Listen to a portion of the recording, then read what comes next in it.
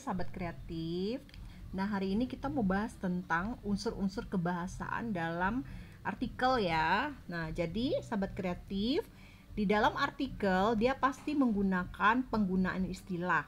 Penggunaan istilah itu artinya adalah kata-kata yang mengacu kepada unsur-unsur atau mengacu kepada keilmuan-keilmuan tertentu. Misalnya kalau di bidang kedokteran pasti ada muncul-muncul istilah tentang misalnya hipertensi ya, diabetes ya. Kemudian yang kedua, sahabat kreatif, di dalam menulis artikel pasti terdapat penggunaan kata kerja mental. Nah, kata kerja mental itu maksudnya adalah penggunaan predikat ya. Nah, jadi kalau ada penggunaan predikat itu pasti mengacu kepada kata kerja mental ya.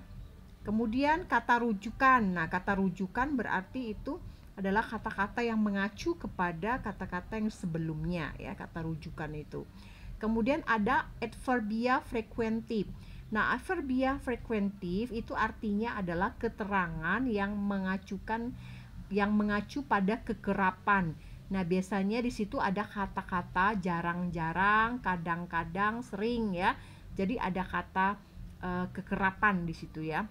Kemudian yang kelima, sahabat kreatif, nah ada konjungsi menata argumentasi. Nah, itu maksudnya adalah ketika kita menyampaikan suatu pendapat pasti kita memerlukan konjungsi ya, kata-kata penghubung. Misalnya kata penghubung kata tetapi ya, kata penghubung misalnya meskipun, kata penghubung sehubungan dengan itu. Nah, itu semua adalah kata penghubung yang digunakan untuk menata argumentasi atau menata pendapat-pendapat kita agar pendapat kita itu mudah dipahami oleh pembaca.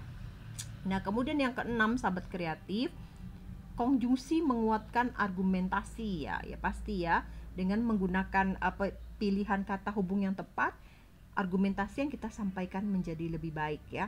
Kemudian kalimat retoris. Kalimat retoris itu artinya adalah kalimat yang berisi pertanyaan, tapi pertanyaannya itu hanya untuk kita agar kita merefleksi saja ya, agar kita mengingat ulang saja. Misalnya ada kata-kata, misalnya pertanyaannya begini, sudahkah kita merdeka? Nah, itu adalah pertanyaan yang sebenarnya tidak perlu dijawab, tapi itu merupakan refleksi aja ya.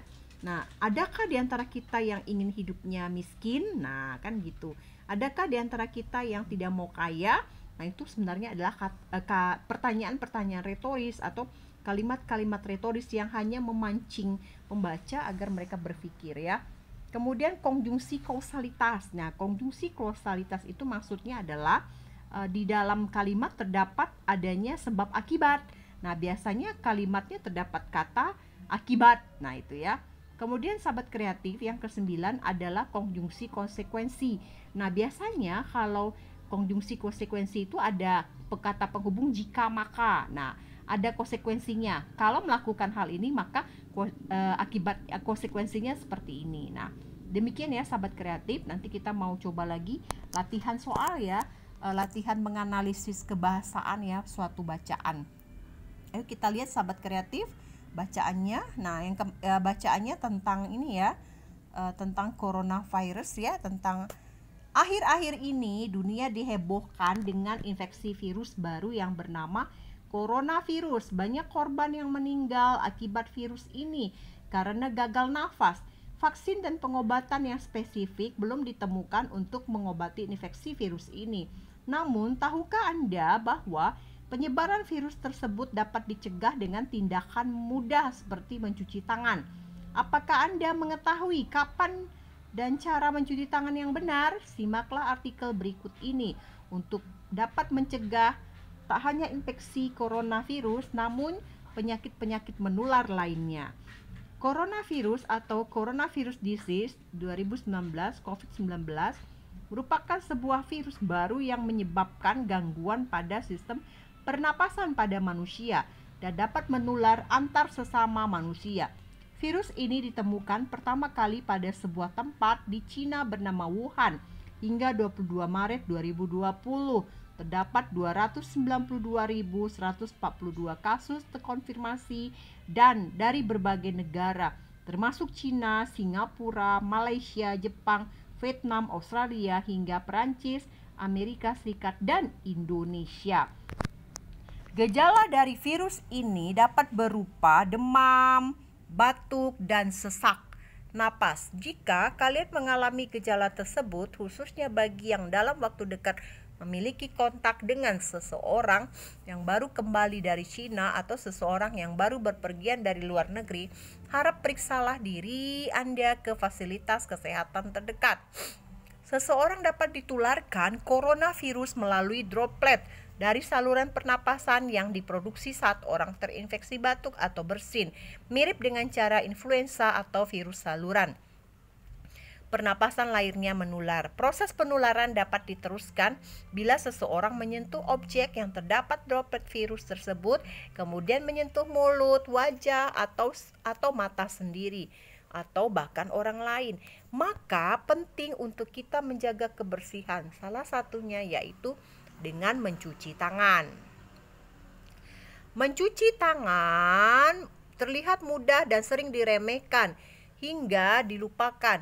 Namun tahukah Anda bahwa mencuci tangan merupakan suatu hal yang sangat penting dalam dunia medis?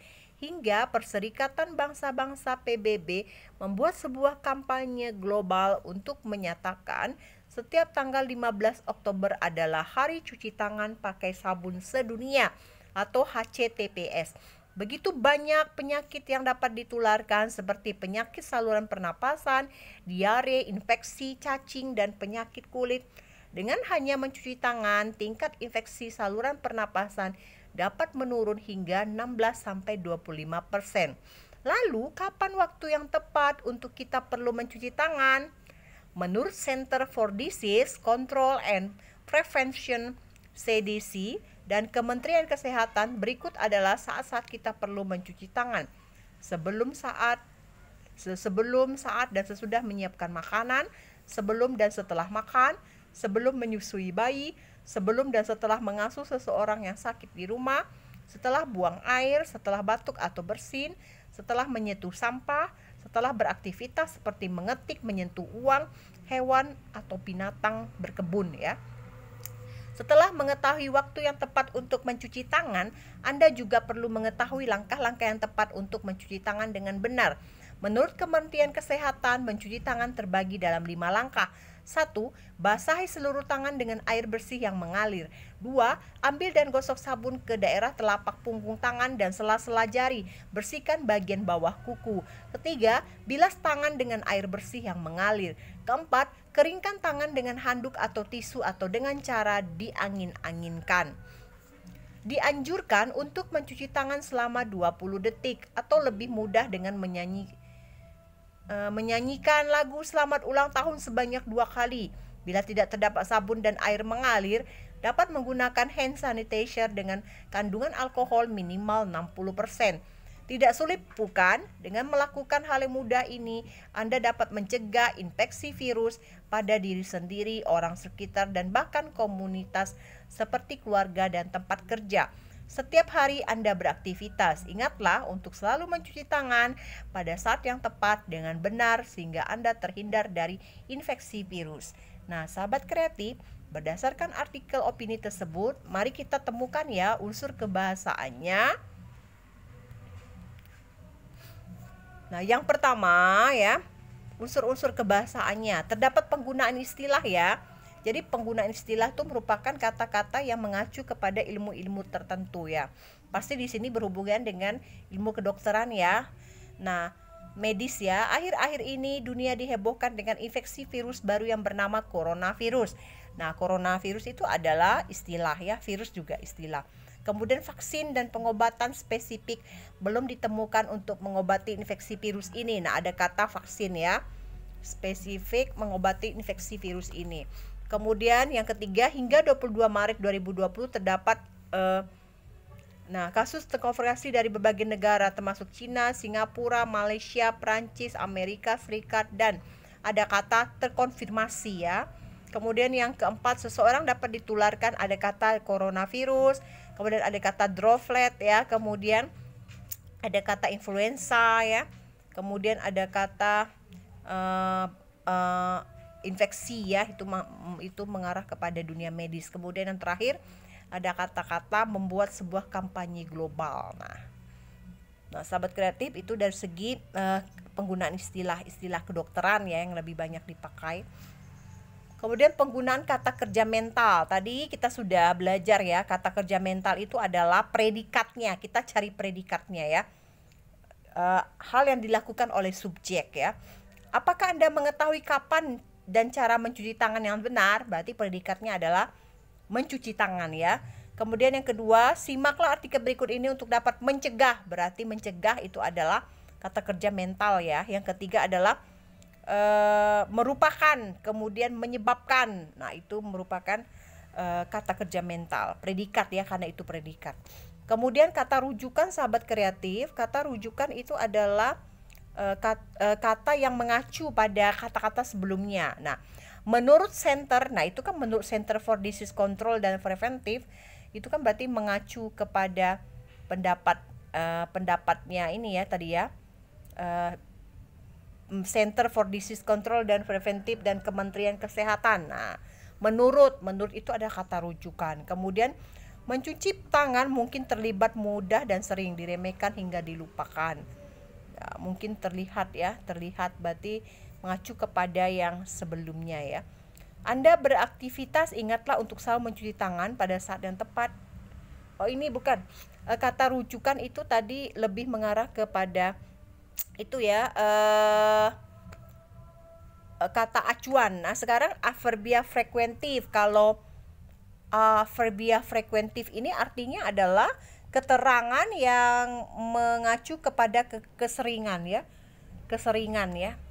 Nah, contoh mencuci tangan mungkin terlihat mudah dan sering. Nah, ada kata mudah dan sering itu kan prefekuentif ya, frekuentif. Frekuensi itu kekerapan dia melakukan tuh berapa sering ya. Kemudian Anda beraktivitas, ingatlah untuk selalu mencuci tangan pada saat yang tepat dengan benar sehingga Anda terhindar dari infeksi virus ya. Nah, itu tadi ya sahabat kreatif yang masuk ke dalam adverbia frekuentif. Kemudian ada konjungsi menata argumentasi. Nah, konjungsi menata argumentasi contohnya sebelum, saat, dan sesudah menyiapkan makanan.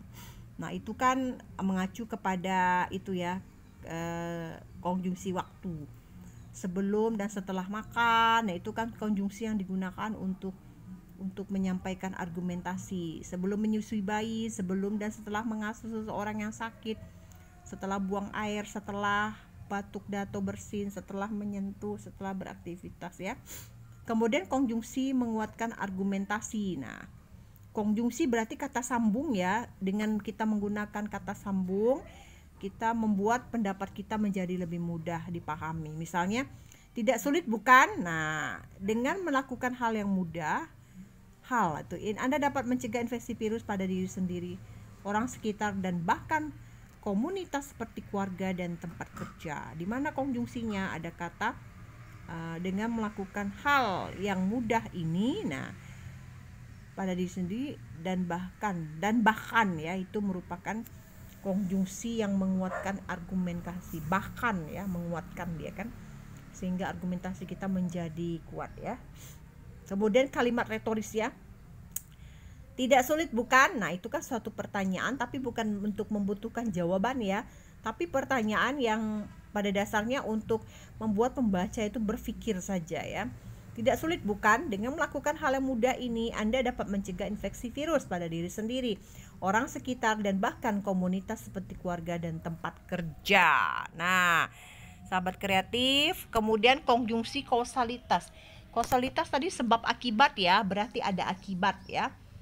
Nah, coba contohnya, ingatlah untuk selalu mencuci tangan pada saat yang tepat dengan benar sehingga, ada kata sehingga ya, sehingga ada sebab akibat ya. Sehingga itu masuk dalam kausalitas ya, karena itu ada sebabnya ya. Sehingga Anda terhindar dari infeksi virus. Kemudian yang kedua, akhir-akhir ini dunia dihebohkan dengan infeksi virus baru yang bernama coronavirus. Banyak korban yang meninggal akibat. Nah, ada konjungsi akibat, itu mengarah kepada kausalitas atau konjungsi sebab akibat. Kemudian sahabat kreatif yang terakhir 9 yaitu konjungsi konsekuensi. Konsekuensi itu artinya adalah biasanya ada kata jika maka ya.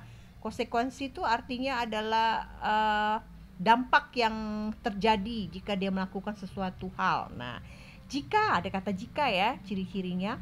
Jika kalian mengalami gejala tersebut, khususnya bagi yang dalam waktu dekat memiliki kontak dengan seseorang yang baru kembali dari Cina atau seseorang yang baru bepergian dari luar negeri, harap periksalah diri Anda ke fasilitas kesehatan terdekat.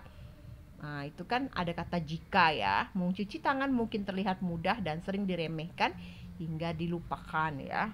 Nah, sahabat kreatif, itu ya contoh analisis dari segi bahasanya. Nah, silakan ya kalian latihan, coba kalian lihat, tulislah opinimu berdasarkan gambar di bawah ini ya.